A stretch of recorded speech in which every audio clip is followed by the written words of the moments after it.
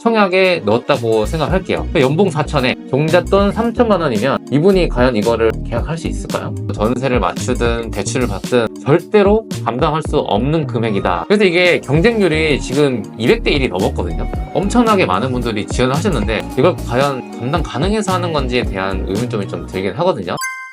내 집 마련을 위한 고민을 시원하게 해결해드리는 고민 톡톡 시간을 제가 처음으로 준비해봤는데요. 고민 있으신 분들은 언제든 사연 신청해 주시면 사연에 맞게 해결책을 시원하게 톡톡하게 좀 해결해드리겠습니다. 오늘은 이제 취직한 지 한 2년 차인 사회 초년생 불인이 분께서 보내주신 사연인데요.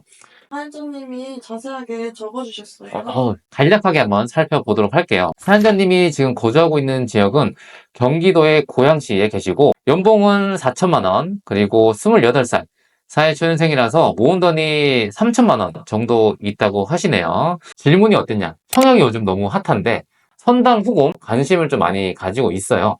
안전마진이 있다고는 하는데 가격이 너무 비싸서 정말 당첨이 되어도 괜찮은 건지 그걸 어떻게 또 판단하는 건지도 궁금하고요. 그리고 좋은 청약을 저도 알아보는 눈을 또 가지고 싶기도 하고 부동산 공부를 이제 막 시작해서 어떻게 앞으로 방향성을 잡으면 좋을지에 대해서 좀 해결해 주세요라고 말씀을 주셨거든요. 야, 사회초년생분들이라면 진짜 많이 고민하실 내용이거든요. 저도 이런 비슷한 고민을 하고 있거든요. 로또 청약, 삼당홈처럼 무조건 청약에 넣어도 되는 건가? 궁금했어요. 청약에 대한 얘기를 제가 한번 먼저 해볼게요. 요즘은 월족신이라고 해서 신축 아파트에 대한 열망이 진짜 많거든요. 그래서 많은 분들이 청약에 일단 넣고 계신데 선당호검이라는 뜻이 먼저 일단 지르고 보는 거예요. 그리고 당첨되면 그때 가서 고민을 해보자라는 의미인데 이게 지금은 적용이 많이 안 된다라고 생각하거든요. 이제는 좀 상황이 많이 바뀌어서 조심해야 할 필요가 좀 있는 것 같아요. 진짜요? 저도 요즘 청약을 막 넣고 있었는데 그럼 이제 선당후금 전략은 안 되는 걸까요? 청약도 넣어도 될 단지가 있고 넣으면 안 되는 단지가 있거든요. 그래서 보통은 뭐 실거주 의무 조건이 붙여져 있는지, 그리고 전매 제한은 몇 년인지, 분양가 상한제가 적용이 돼서 분양가가 저렴한지 등 여러 가지 이제 알아봐야 될 조건들이 굉장히 많은데요. 근데 그것보다 더 중요한 거는 내가 만약에 이 청약에 당첨이 됐을 때 자금 조달의 여력이 되느냐가 진짜 중요하거든요. 근데 이거를 쉽게 판단을 잘 못하시는 것 같아요. 자, 최근에 청약한 단지 중에서 좀 핫했던 청약 단지가 있는데 제가 힌트를 한번 드릴게요. 1호선 강운대역 뭔지 아세요, 피디님? 일단 역세권이라고 하면 무조건 먹고 들어가는 키워드라고 생각하시면 되는데 여기가 대단지예요. 거의 1856세대 정도로 엄청 대단지고 입주가 아직은 한 3년 반 정도 남아서 2028년도까지 기다려야 되고 여기에 우리가 흔히 25평이라고 얘기하죠. 전용 5구예요. 이게 지금 분양가가 얼마인지 아세요? 10억 4천입니다. 아, 이제 진짜 그냥 기본이 됐네요. 그러죠. 이 10억이라는 게 예전에는 국민평형 34평이 10억 시대가 도래했다 하는데 지금은 이제 평수가 점점 낮아져서 25평도 10억이 하는 시대가 도래가 되는 것 같아요. 자, 그러면 과연 이 사연자분이 그래도 평수가 제일 작고 분양가 중에 가장 저렴한 10억 4천짜리에 청약에 넣었다고 생각할게요. 그러면 사연자분이 당첨이 됐어요. 연봉 4천에 종잣돈 3천만 원이면 이분이 과연 이거를 계약할 수 있을까요? 일단은 청약에 당첨되면 우리가 바로 계약을 하게 되거든요. 계약금이 10%를 내야 돼요. 10%. 분양가의 10%거든요. 10억 4천에 10%면 최소 1억 원 있어야 되잖아요. 네. 이게 뭐 중도금 같은 경우는 대출도 나오고 잔금 같은 경우도 잔금 대출이 나오는데 계약금 대출이란 거는 없거든요. 그래서 계약금 20%는 무조건 현금을 가지고 있어야 된다. 근데 지금 사연자분은 종잣돈이 3천만 원이잖아요. 이거 1억을 낼 수 있을까요? 네, 절대 불가능하거든요. 네. 그런데 어떻게 만약에 뭐 신용대출을 받고 좀 주변에서 빌려서 계약금을 만들었다. 가정을 할게요. 또 그 다음에 봐야 될 게 뭐냐면 중도금이에요, 중도금. 중도금은 분양가 60%를 내는 건데 이거는 웬만하면 대출이 나오거든요. 네. 그래서 입주 때까지는 돈 없이도 가져갈 수 있어서 청약권을 많이 하는데 여기서 잔금대가 중요해요, 잔금대. 일단 분양가가 10억 4천인데 이미 계약금을 10% 냈어요. 그럼 잔금대 내야 될 돈은 중도금 대출 받은 것도 갚아야 되고 나머지 금액도 갚아야 돼서 우리가 10억 4천이었는데 계약금 1억 냈잖아요. 나머지 9억, 최소 9억 이상의 돈이 필요한 거예요. 야, 제가 생각해도 9억을 까마득하거든요. 그래서 지금 사연자분께서는 이걸 뭐 전세를 맞추든 대출을 받든 절대로 감당할 수 없는 금액이다라는 거를 아셔야 돼요. 그래서 이게 경쟁률이 지금 200대 1이 넘었거든요. 그만큼 여기에 많은 분들이 지원을 하셨는데 아무리 인기가 많다 하더라도 이걸 과연 감당 가능해서 하는 건지에 대한 의문점이 좀 들긴 하거든요. 그래서 이런 결과만 보지 말고 내가 이제 감당 가능한지에 대해서도 조금 알아보셔야 되고, 나는 만약에 입주까지 안 갈 거다, 그 전에 그냥 분양권 상태로 팔 거다 라고 하려면 우리가 이 전매 제한이라는 키워드를 좀 봐야 되거든요. 전매 제한은 분양권을 이제 사고 파는 것을 제한한다는 의미인데, 이게 1년이 걸려 있으면 당첨되고 1년 뒤에 팔 수가 있어요. 근데 1년 뒤에 나는 팔겠다 했는데 프리미엄이 붙을지, 아니면 마이너스, 내가 오히려 돈을 상대방한테 주고 팔아야 되는 상황도 발생할 수 있거든요. 그래서 무조건 팔 수 있다라고 계획을 하면 안 돼요. 왜냐면 저도 분양권을 팔려고 했다가 못 팔아서 입주 때까지 가져간 경험이 있거든요. 아, 너무 악몽 같은 힘든 시기였기 때문에 일단 당첨되고 보자. 어떻게든 되겠지. 라는 아니란 생각으로 가져간다면 진짜 힘들 거예요. 이거는 당부를 드리고 싶습니다. 그러면 전매 제한, 분양가, 자금 계획 같은 건 뭘 보고 판단할 수 있나요? 우리가 청약을 신청하고 뭐 경쟁률을 보고 하는 거는 청약홈이라는 곳이 있어요. 모든 분들이 청약홈을 통해서 신청을 하고 발표를 또 기다리게 되는데, 거기에 들어가면 해당 단지의 모집 공고문을 또 볼 수가 있거든요. 그래서 아직까지 모집 공고문을 한 번도 보지 않으셨던 분들이라면 이걸 딱 한 번만 정독해 보세요. 그 안에 전매 제한, 실거주, 뭐 분양가, 자금 계획부터 뭐 신청 조건, 여러 가지 우리가 궁금해하는 것들이 모두 다 적혀 있거든요. 그래서 그 모집 공고문을 보는 게 진짜 중요한데, 이것도 간과하고 넘어가신 분들이 많기 때문에 제가 앞으로 이런 청약 공고문 또 읽어주는 컨텐츠를 준비할 테니까요. 제가 분석하면서 공부를 한번 해보는 시간을 또 가지도록 해보겠습니다. 그러면 부동산 공부는 어느 정도 시드가 모인 후에 하는 게 맞을까요?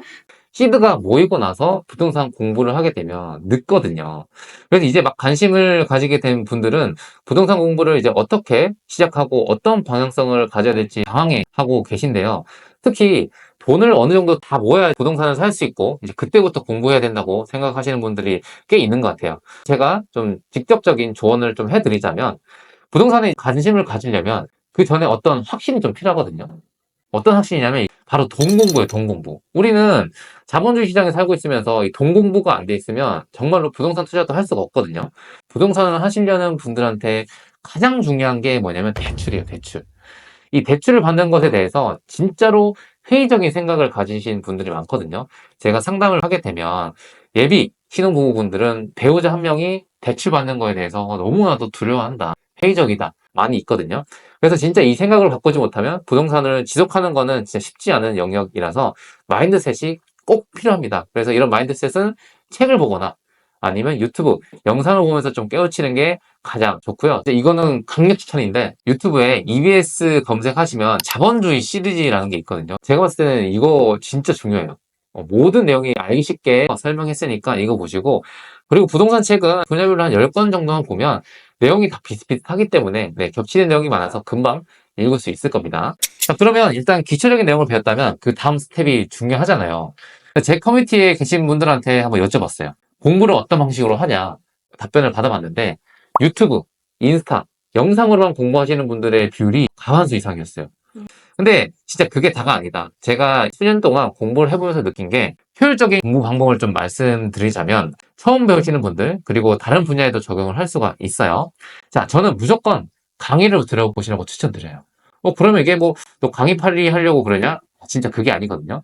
일단은 강의를 한번 듣게 되면 본인의 성장을 위해서 지속적으로 강의를 듣게 되는 게 사람의 특이점이라고 볼 수 있어요. 혹시 피디님도 강의 들어보셨어요? 뭔가 큰 돈이 들어가는 분야는 한 번씩 강의를 꼭 들어보는 것 같아요.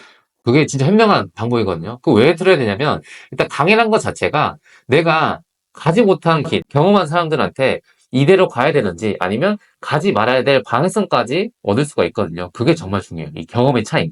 그래서 이런 분들한테 이제 드리고 싶은 말씀이 있는데, 부동산 강의를 찾다 보면 강사들도 많고 그 커리큘럼에 따라서 금액대도 완전 천차만별이거든요. 무엇보다도 부동산은 진짜 큰 돈이 묶이다 보니까 제대로 된 자산을 알아보는 게 굉장히 중요해요. 하나 잘못하면 진짜 복구할 수가 없는 그런 상황까지 맞닥뜨리게 되니까 초보자라면 꼭 시행착오를 이미 겪은 전문가의 시야가 좀 필요하다고 생각이 됩니다. 그 강사가 어떤 사람인지도 알아야 되잖아요. 그래서 좋은 멘토 찾는 3단계 한번 알려드리도록 할게요. 첫 번째는 그 사람이 운영하는 플랫폼이 있을 거예요. 유튜브라든지 블로그라든지 아니면 인스타라든지 그 사람의 초기 단계부터 써왔던 게시글을 전부 다 정독을 한번 해보세요. 그러면 그 강사님의 성장 과정이 뚜렷하게 녹여져 있거든요. 그걸 통해서 이 사람의 배경은 이랬고 지금 이 정도로 성장하고 있구나라는 거를 간접적으로 체험할 수가 있고요. 그 다음에는 이제 톡방이 있어요.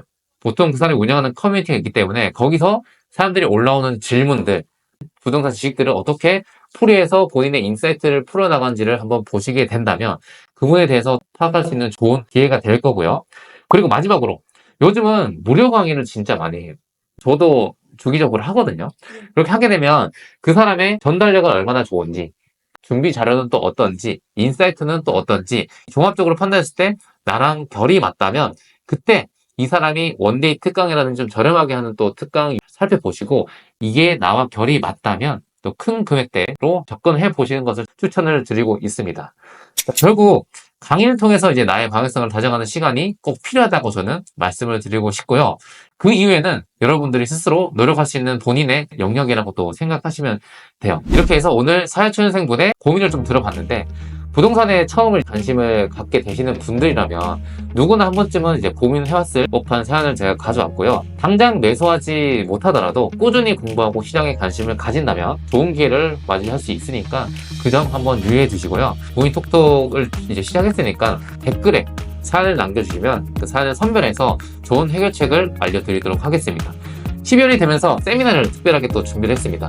12월 22일 날 서울 세택에서 세미나를 준비했는데 현직에 계시는 대출 상담사분을 통해서 지금 대출 규제를 피해서 내 집 마련을 할 수 있는 방법, 그리고 25년도 대출 전망, 그리고 제가 25년도에 내 집 마련 실거주 전략, 그리고 월천대사 이주연 대표님에서 또 2025년도 부동산 전망에 대해서 알려주실 거니까요. 꼭 참석하셔서 좋은 인사이트 얻어가시길 바라겠습니다. 공지사항이 있으니까요. 꼭 확인 한번 해주세요. 감사합니다.